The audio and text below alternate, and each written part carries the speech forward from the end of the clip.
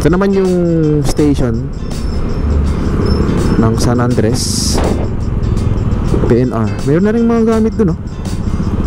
Meron na rin silang mga boom truck dun, mga crane. Yan, may mga nakatira dito na street dwellers. May mga manok pa sila, oh. Mababa tong parte na to, eh. Yan, oh. Hanggang dito, hanggang dun pala yung mga nakatira sa gilid ng ilog. Nakakatakot. Binabakuran na tong pinakaano niya sa may harang ng sa may riles mismo. Yan, para wala nang dito. Kasi may mga bahay dati dito. Yan, wala na ring bahay dito. Yung mga last update natin, may mga bahay dyan, eh. May mga manok pa nga dito dati. Ay, iba, ang lalaki nito. Kala mo maliit lang sa drone, pero pag nalapitan mo to, ang lalaki.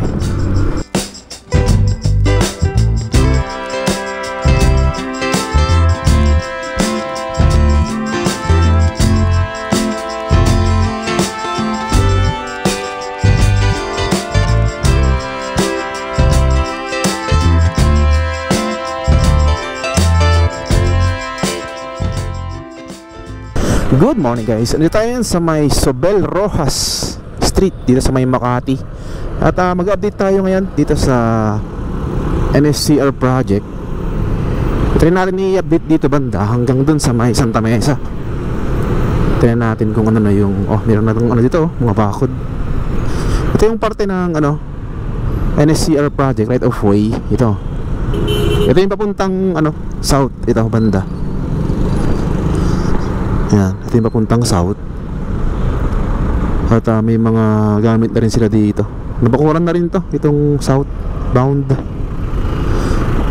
na area niya. Ito yung papuntang Santa Mesa,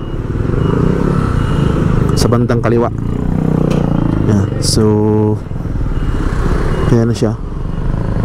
May bakod na rin dyan sa may parte ng papuntang Santa Mesa. So papunta tayo ngayon sa may bandang Paco Station. Yan, dyan tayo sa kaliwa. Ikot tayo. Yan, ito yung area ng nabakuran na. Yan, dito lang yan sa may barangay 764 zone. Yan siya. Yan, ito yung parte niya na nabakuran na. Yan,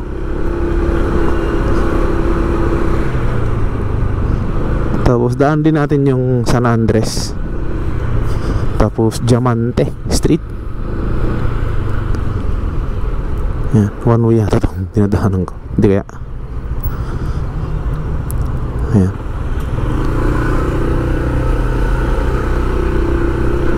Parang one way yata to. Yan, dito mapapansin nyo dito na yung ilang parte niya ay hindi pa nabakuran. Yung sa likod natin nabakuran na. Pero dito may mga nakalagay ng mga temporary na pinakaposte ng bakod. Yan, dyan sa may kaliwa natin.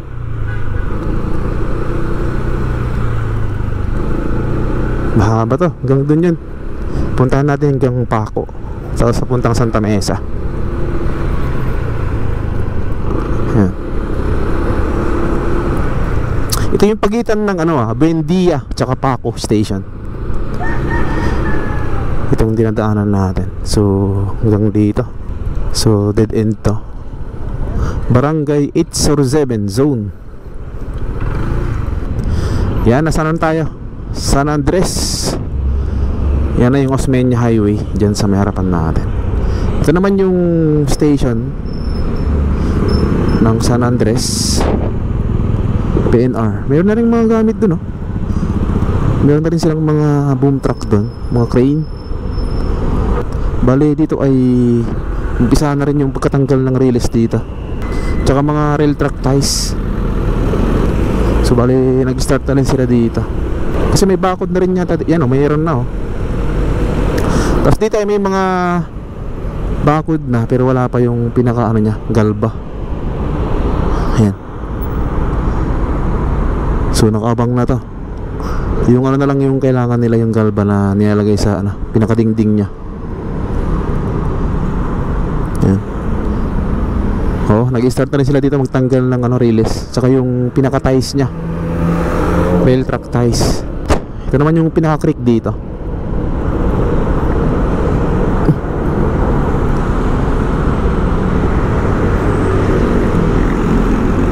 mga nakatira dito. Oo, meron nga. Yan, may mga nakatira dito na street dwellers. May mga manok pa sila. Mababa tong parte na to eh. Yan o. Hanggang dito, hanggang doon pala yung mga nakatira sa gilid ng ilog. Nakakatakot.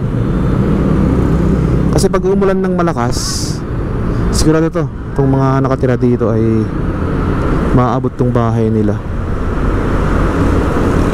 Grabe. Dapat yung mga nakatira sa gilid na ganito ay dapat umuwi na lang sa probinsya. Kasi alam ko taga probinsya itong mga to. May pag lang dito, nangipagsapalaran. Ito na yung gilid ng ito na yung pinaka right of way ng NSCR. Yan dito. Ito yung papuntang Paco, papuntang Santa Mesa na yan. Ito yung papuntang Buendia, Pamakati. Yan o. Yan, talagang binabakuran na to. Kasi para mag-start na dito sa area na to ng pagtanggal ng mga riles, saka siguro yung sunod dyan din ay soil testing na sa mga lahat ng papunta doon sa Santa Mesa. Kasi nung nakarang update natin dyan sa may Paco banda ay nag-soil testing na dyan sa area ng station nila. So malamang ay papunta na dyan sa may bandang Makati. Alright, so proceed tayo dito papuntang Paco para ma-update din kayo kung ano ang kalagayan ng proyektong ito. Let's go.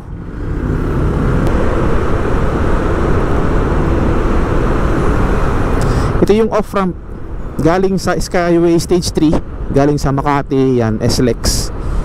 Ito yung off-ramp. Sa kabila niya, yung katabi, off-ramp papuntang Quirino yon, sa may TAF. Ito naman, off-ramp papuntang Pedro Hill. Yan, ito, sa kanan. Meron dyan, Toll Plaza. Yan o. Yan, itong sa taas na yan, papuntang yan, sa may TAF. Mag-exit yan. Quirino TAF, papuntang Ross Boulevard. Yan. So bali dalawa yung exit kasi dito. Exit sa Pedro Hill din ito. Yan. Nasaan na tayo, ilalim ng Quirino Interchange. Ito yung pinaka nila barracks dito. Puntahan natin yung station ng PNR dyan sa may Paco. And then dyan din nilalagay yung NSCR station. Tapos yung sunod na station ay Buendia. Hindi siya lahat ng station ng PNR ay merong station din ng NSCR. Kumbaga malayo yung agwat ng Patay Station. May court dyan ito, court to. Munangan natin yan. May bakod na rin dito. Yes. Yan, bakuran na. Hanggang dun sa may bandang court. Marami na rin nabakuran pala dito. Akala ko pwedeng daanan dito. Ay, pwede. Kaya lang, baka private property.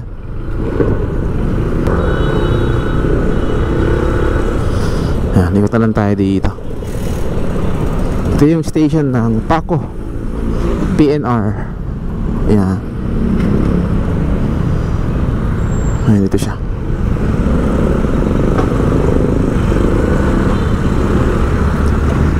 Yan, merong nung nakarang update natin dito ay meron nang ginagawang dito, soil testing. Yan, nandun na sila. Meron pa rin doon soil testing. Yung kulay blue na pinakatolda niya.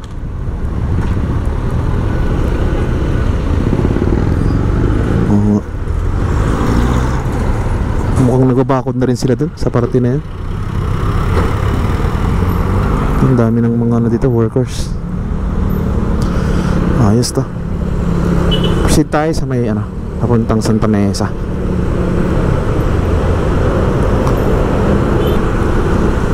Yan, dito may creek dito.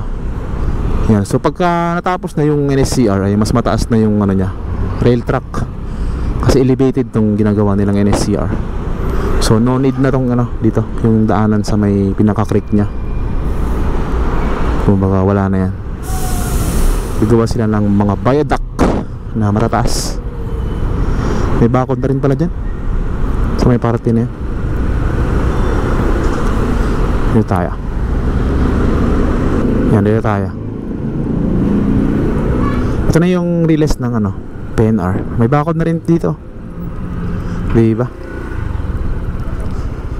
Binakuran na rin to. Hanggang doon na yun, no? Papuntang ano to, Santa Mesa. Ito yung papuntang Santa Mesa. And then ito yung papuntang ano, Paco Station.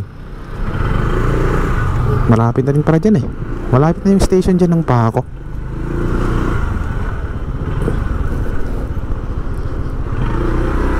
Ito, may court dito. Oo nga. Madami-dami na rin dito yung nabakuran. Malapit to sa ano, Paco Station ng PNR tsaka NSCR.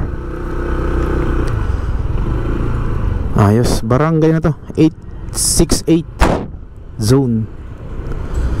Daanan kaya dyan. Yan tayo.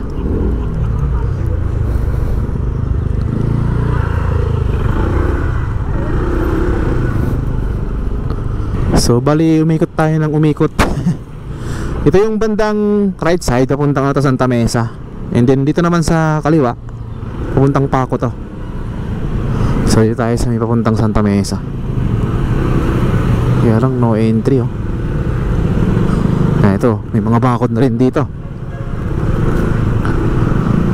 Okay, no entry. So dito tayo, tingnan natin dito. Yan, ito na yung parte ng Pandacan. Dito rin yung station ng Pandacan. Dito, sa right side. Yan. Ito na, nabakuran na rin dito. Yan, diba? Yan, ito yung station ng Pandacan. Ganyan siya. Mayroon na yung ano to, bakod.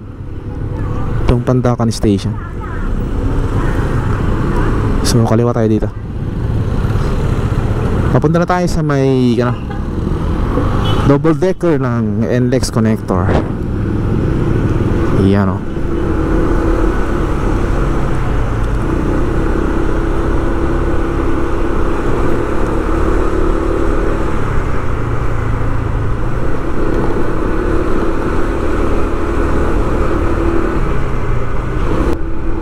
Yan, dito rin may mga bakod na.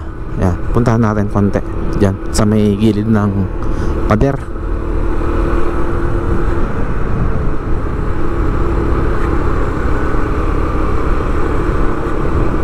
Yan siya.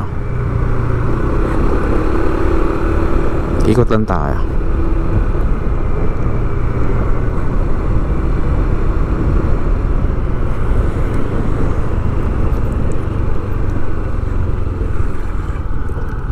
Yan, dito ilalagay yung pinaka-ano niya, balance cantilever dito. So ayon sa nabasa ko ay dalawa lang yung poste dito. Isa dito, isa dun sa dulo. Yan, meron doon nagtatanggal ng ano, bakal oh.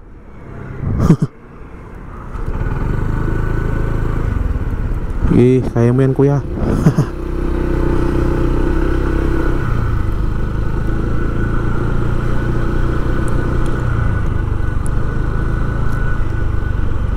Yan, bakod na dyan oh.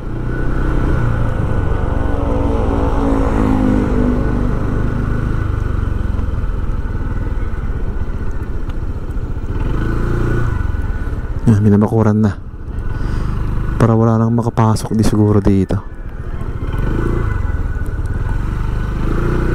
Nandyan yung mga tao nila natin. Yan, binabakuran na tong pinakaano niya sa may harang ng ano, sa may riles mismo. Yan, para wala nang ano dito, kasi may mga bahay dali dito. Yan, wala na ring bahay dito. Yung mga last update natin, may mga bahay dyan eh. May mga manok pa nga dito dati. Yan. Ano to? Pandacan area na to. Diyan sa tawid ng tulay, yan na yung Santa Mesa. Yan, nandiyan na yung mga double decker. Dito rin dadaan yung ano, section 2A ng Skyway Stage 3. Yung nandun, yun yung pinakadulo dun oh. yung awang doon, yung nakaawang, yun yung connected dito sa may NLEX connector para magdugtong siya. So medyo malaki-laki pa yung kailangan nilang ano dito, maayos. Kasi dito banda sigurado mayroong may demolish dito. Kasi yung right of way ng section 2A ng Skyway. Dadaan dito yun sa may gilid ng tulay. Tapos kukonect doon sa may double decker. Alright, so yan, punta natin yun sa may bandang double decker. Yan, dito yung mga double decker na kung saan dito ika-connect or iko-connecta yung section 2A ng Skyway stage 3. Yan, dito magsalubong yung NLEX connector tsaka yung section 2A dun sa likod natin. Ayan siya. Diba? Ang lalaki nito. Kala mo maliit lang sa drone, pero pag nalapitan mo to, ang lalaki. Dambuhala. Yan o. Grabe. So magkaroon dito ng interchange. Yan, kakanan dito, tapos diretso sa may magsaysay yung isang way niya dito. Yan, dito magkaroon ng on-ramp tsaka off-ramp dito sa area na to. Meron din sa kabila, dun sa magsaysay. So maganda yung plano dito.